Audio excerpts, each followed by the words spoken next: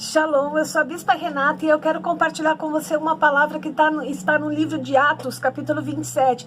Irmãos, eu sempre esqueço, mas você que gostou dessa mensagem, eu tenho um canal no YouTube, está como Bispa Renata Peixoto, e aí você compartilha com seus amigos aí, leva essa mensagem de Deus aí para muito mais pessoas ouvir. Esses dias eu até falei com uma amiga, você não compartilhou? Ela falou assim, mandei agora para os meus amigos da Alemanha.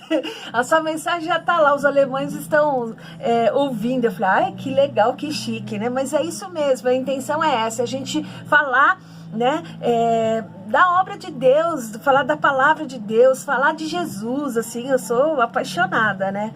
Bom, e diz assim a palavra do Senhor em Atos 27, a partir do versículo 9, diz assim, depois de muito tempo, tendo se tornado a navegação perigosa e já passando o tempo do dia do jejum, Paulo os aconselhou dizendo, senhores, vejo que a viagem vai ser trabalhosa, com dano e muito prejuízo, não só da carga do navio, mas também da nossa vida. Porém, o centurião dava mais crédito ao piloto e ao mestre do navio do que o que Paulo dizia. Não sendo o porto próprio para invernar, a maioria deles era de opinião que deveriam partir dali, para ver se podiam chegar a Fenícia e aí passar o inverno, visto ser um porto de Creta, que olha que olha para o noroeste e para o sudeste. Bom, eu vou falar assim sobre cada versículo, mas eu acho tremenda essa palavra porque fala sobre o momento que Paulo estava sendo levado para César, né, para ser julgado ali por César, mas já era um plano de Deus. Mas era um período que, se a gente estudar na história, era um período que jamais poderia se colocar um navio no mar. Era uma época de que do mar realmente está extremamente bravio.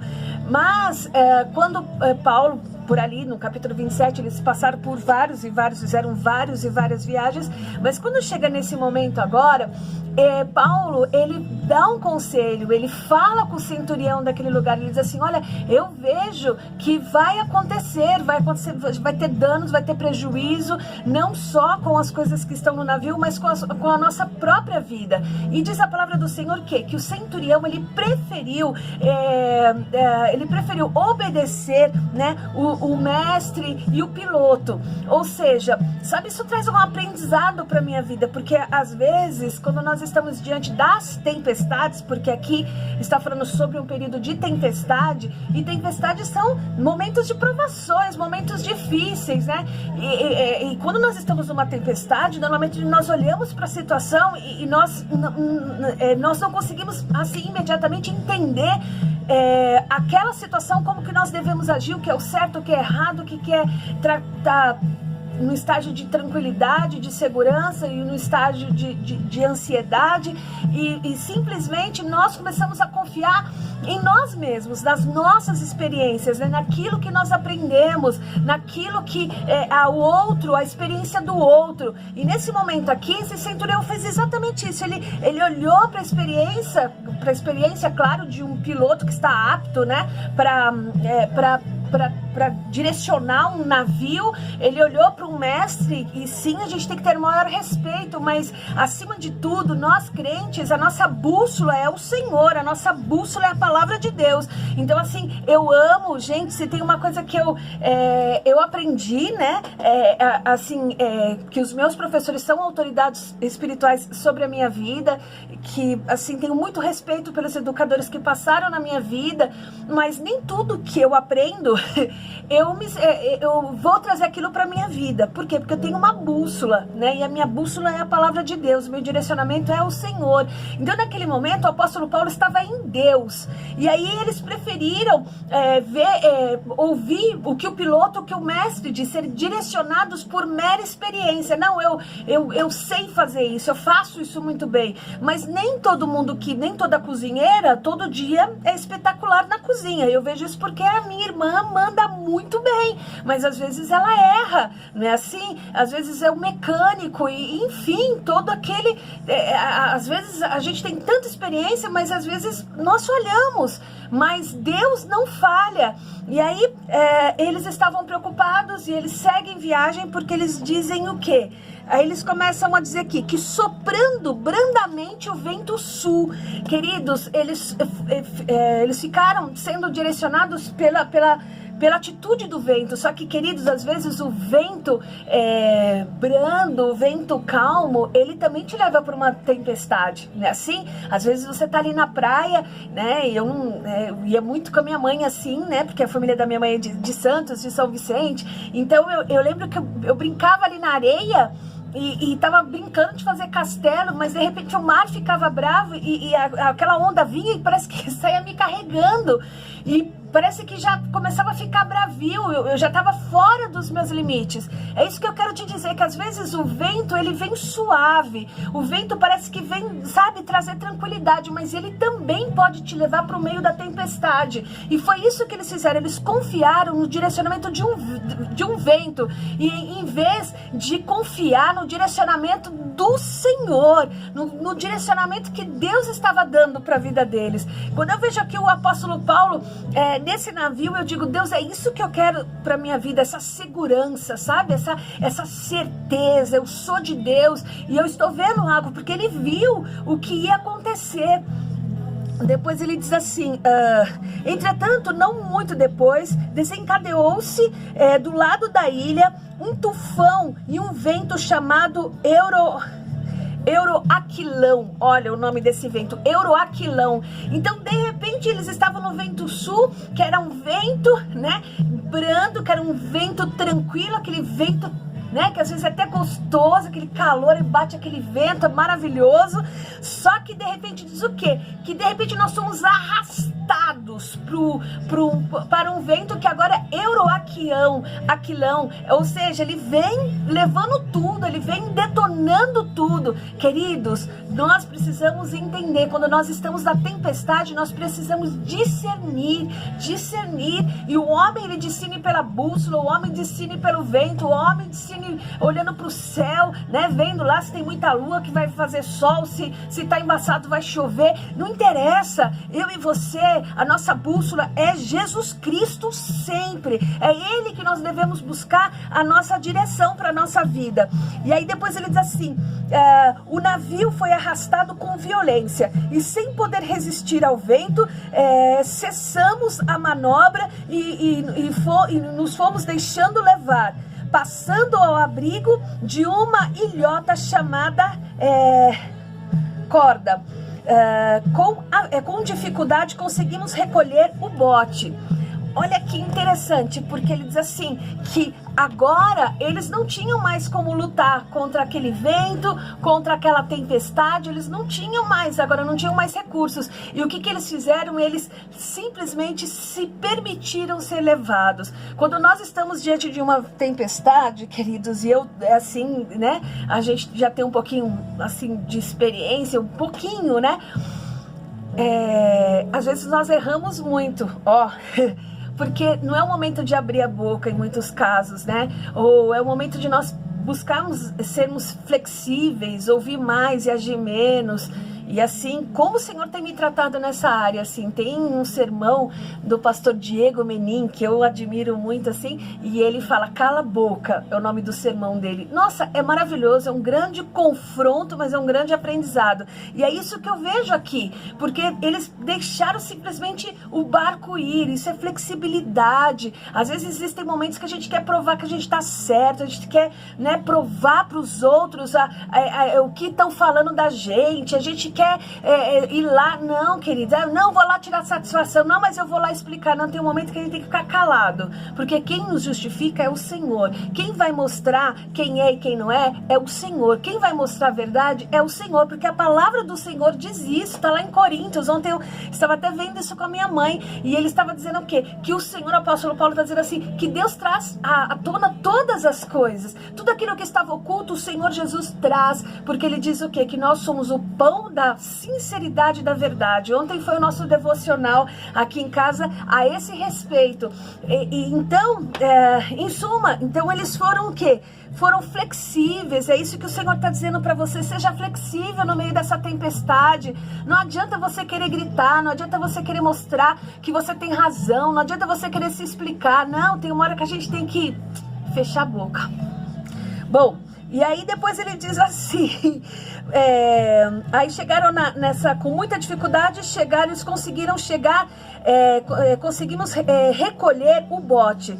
Tendo içado o bote, os marinheiros usaram de todos os meios para reforçar o navio com os cabos de segurança. E temendo que fossem encalhados os bancos de areia em Sirte, desceram as velas e foram à deriva. Açoitados severamente pela tormenta no dia seguinte, começaram a jogar a carga no mar. Ou seja, agora é o momento que... gente, vocês estão percebendo, eu tô lendo com dificuldade, sabe por quê? Porque eu não tô mais num grau, eu fui para 2, mas glória a Deus, aleluia, né? Diz o meu oftalmo que não é muita coisa, não. Bom, em suma, e aí o que aconteceu? O bote significa o socorro. O bote talvez pode representar, ter uma representatividade assim para minha vida e para a sua vida, daquilo que nós fazemos da nossa habilidade, da nossa força, da nossa fé.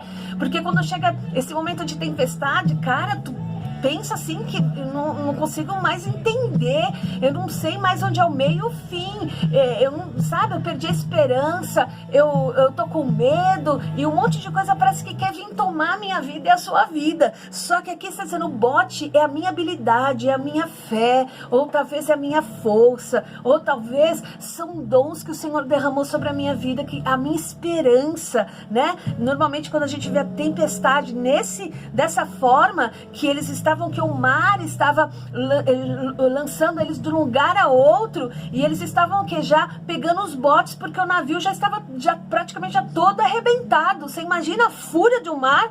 E aí depois tem uma certa hora que eles começam a colocar sonda, e aí vem que estão a 30 metros, que já estão bem próximos à terra segura. Mas eu fiquei pensando, eu tenho que sair de um navio que está todo quebrado e nadar e saber que é 30 metros de profundidade, acho que eu já tinha morrido. É assim que a gente pensa, né? Eu sou ansiosa, eu fico, meu Deus, eu já morri. Antes de me jogarem no mar, eu já morri. Mas o que significa? É a minha força. A força de vencer, a força de chegar até o final, a força sabendo que existe um prêmio para a minha vida e para a sua vida, para aqueles que não negarem o nome de Jesus, para aqueles que, independente da situação, independente de você não ver nada, de estar tudo escuro, você ainda proclamar a graça do Senhor, você simplesmente, você continuar dizendo daquilo, dos cuidados do Senhor, sabe, do poderio, da fidelidade, do amor de Deus pela nossa vida. E aí depois eles começam a fazer o quê? Desvaziar o navio, para que o navio não ficasse tão pesado. Isso simboliza para minha vida, ai meu Deus, agora como psicóloga, né? Às vezes nós estamos levando muita coisa, né? E às vezes a gente já tá numa tempestade e a gente ainda quer ajudar o casamento do outro, a gente quer ajudar o filho do outro. Eu venho dizendo isso sempre aqui nos meus vídeos, né? Porque às vezes a gente tá na nossa tempestade e a gente quer ajudar o outro. Não tem como. No momento de tempestade, você tem que cuidar da sua tempestade. Esse momento aqui, cada um pegou o seu bote. Nesse momento aqui, cada um estava fazendo alguma coisa. Um tinha a habilidade da sonda, o outro tinha a habilidade de lançar a âncora, o outro tinha a habilidade de saber qual o direcionamento correto, o outro sabia, na verdade, se direcionar sul, leste, né? E, enfim, cada um tinha a sua habilidade. E aí ele diz assim: e no terceiro dia, nós mesmos com as próprias mãos lançamos ao mar a armação do navio, e não aparecendo havia já alguns dias nem sol nem estrela, caindo sobre nós grande tempestade, dissipou-se afinal toda a esperança de salvamento. Depois ele diz assim, o apóstolo Paulo diz assim: senhores, na verdade era preciso terem me atendido e não partido de Creta para evitar este dano e perda, mas agora aconselho que tenham coragem, porque nenhuma vida se perderá, mas somente o navio, porque esta noite um anjo de Deus, a quem pertenço e a quem sirvo, esteve comigo, dizendo: Paulo, não tenha medo, é preciso que você compareça diante de César, e eis que Deus, por sua graça, lhe deu todos os que navegam com você. Portanto, senhores, tenham coragem, pois eu confio em Deus, que tudo vai acontecer conforme me foi dito, porém é necessário que sejamos arrastados para alguma ilha.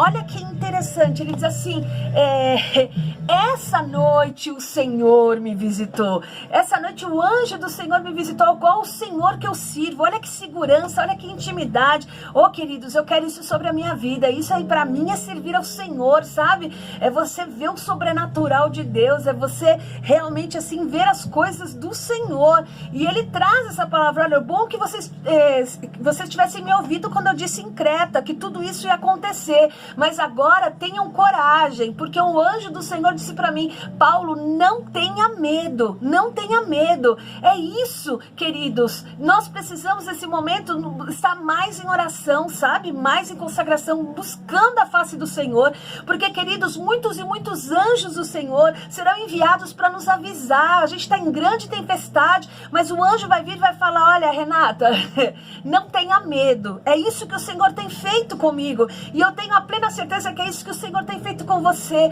Sabe aqueles dias assim que você fala: Jesus, tenha misericórdia, e aí vem uma ligação, vem alguém te visitar, eu não sei o que acontece, mas a mensagem é a mesma: não tenha medo. E aí ele diz o que? Tenham coragem, coragem diante da tempestade. E a Bíblia diz assim que no dia da afronta nós não podemos nos mostrar frouxo, né? No momento da luta é o momento que nós podemos mostrar, não para o outro, mas para nós mesmos, sabe? A intensidade que nós estamos rudimentados, né? Alicerçados com o Senhor, né? Porque aí eu vejo esses dias, eu vi tanta gente em desespero, sabe? Em desespero. Você vê que até atendimento psicológico colocaram, porque as pessoas estão morrendo de medo. Mas aqueles que estão no Senhor, queridos, eu tenho certeza que o anjo já foi aí na sua casa esses dias e disse: não tenha medo, tenha o quê? Coragem. Por quê? Porque o Senhor agora diz para Paulo o propósito: Deus, é necessário que você vá à presença de César, e por causa de você todo esse navio, ninguém vai morrer, ninguém vai se perder por causa de você. Queridos, quando nós somos bênção é assim. Às vezes a gente está com uma pessoa abençoada, né? E aí ela é tão abençoada, tu tá ali perto, tu é abençoado também. Eu tenho várias situações assim, e eu sei que eu também sou uma bênção na vida da outra pessoa. Eu aprendi com a missionária Rosângela: entra no supermercado, entra numa loja, tá vazio, você entrou, pode olhar, você entrou, começa a entrar um monte de gente. Comecei a prestar atenção,